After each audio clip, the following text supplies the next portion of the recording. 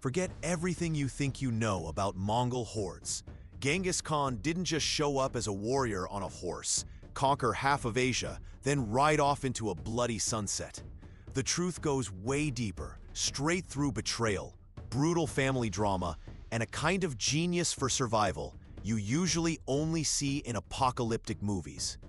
But before any of that, this legend started out as a scared, hungry boy named Temujin, born around 1162 out on the ragged Mongolian steppe. A place so unforgiving you could starve within shouting distance of your own yurt. His dad led a small clan, but one day that dad ticked off the wrong people. Poisoned at a feast, leaving Temujin, his mom, and his siblings stranded, literally abandoned by their tribe. Picture being about 9 years old, and suddenly your food runs out. The Khan's early lessons were simple. Trust no one, pay back every grudge, but never forget a debt. There's a reason why, when he grew up, he had a memory for faces and slights that would put any mob boss to shame. Fast forward just a few years, and Temujin is already making moves, forging alliances, marrying Borje, a girl just as tough as he was, who gets abducted by a rival clan because honestly, Mongol romance was more warhorse than love poem. He rescues her. From there, he starts gathering a ragtag crew, not just from his own family, but outcasts, childhood blood brothers, like the famously loyal Gemolka, who later betrays him because, well, that's what happens when power and loyalty collide on the plains. Temujin's old friends and the people who once tried to murder him all end up as rivals or lieutenants, and the line between friend and enemy is constantly shifting. Stick around, because the plot only thickens from here.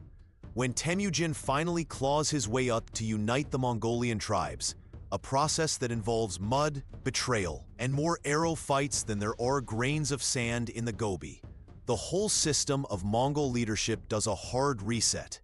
In 1206, he gets the title Genghis Khan, which basically means universal ruler, a job description that seems laughable until you realize he actually sets out to earn it. But conquering his backyard isn't enough. The guy sets his sights on empires 10 times the size of his own people. His first target? The mighty Shi Yi, then the Jin dynasty in northern China, who respond with a mix of panic and snobbery, at least until Genghis Khan's cavalry show up and flatten their armies with tactics even modern generals study today. See, this wasn't just brute force. Professor Jath Weatherford, who spent years tracking the Mongol story, puts it this way. He built his empire not simply through terror, but through a radical balance of loyalty and merit. Genghis Khan's promotion system wasn't about clan ties or noble birth. It was about who could get the job done. If you were a shepherd who proved yourself in battle, up the ladder you went. Either side of the social tracks, it didn't matter. Meanwhile, on the Western Front, he's busy sending fear and chaos even into the heart of Persia. After a disastrous diplomatic mix-up, let's just say the Khwarezmian Shah thought it was smart to kill some of Genghis's envoys. The Mongols unleash a storm the Persian world still shudders over. Cities leveled, libraries burned, with a ruthlessness that made even Mongol generals squirm. But here's the surprise. For all his brutality, Genghis has this surprisingly modern streak. He bans kidnapping women, outlaws aristocratic privilege, creates a postal system with horse relays like the Pony Express, and even weirder, welcomes religious freedom long before Europe even dreams about it. Quick checkpoint. So far, we've seen a kid abandoned in the wilderness, a teen clawing his way back into society, and a grown leader building an empire faster than most people could cross a continent. Yet none of this ends with the easy fall of the despot story. In 1227, after 21 years as Khan, Genghis is killed. Well, probably thrown from his horse, but nobody can confirm because his burial is shrouded in legend. The story goes that his funeral escorts slaughtered anyone they passed to keep the location secret. Intense, right? His death doesn't end anything. His sons and grandsons pushed the empire even farther, reaching Hungary and even crashing into Baghdad like a thunderclap. And yet, opinions about Genghis split hard. Some paint him as a genocidal tyrant. Others, especially in Mongolia, view him as a nation's founder and surprising lawgiver.